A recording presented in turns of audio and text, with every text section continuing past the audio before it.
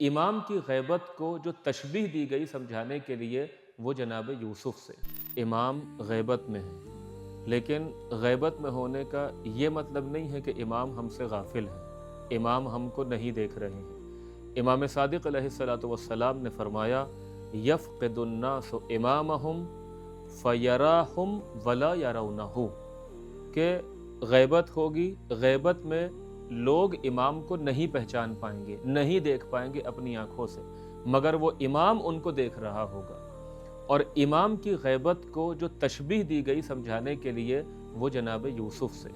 کیا قرآن کہتا ہے وَجَاءَ إِخْوَةُ يُوسُفَ فَدَخَلُوا عَلَيْهِ فَعَرَفَهُمْ وَهُمْ لَهُ مُنْكِرُونَ، کہ جب جناب یوسف کے بھائی آئے اور آنے جیسے ہی داخل ہوئے تو جناب یوسف نے اپنے بھائیوں کو پہچان لیا، دیکھ رہے تھے، مگر جناب یوسف کے بھائی جناب یوسف کو نہیں پہچان پا رہے تھے، دیکھ رہے تھے مگر ان کو یہ نہیں معلوم تھا کہ یہی جناب یوسف ہے۔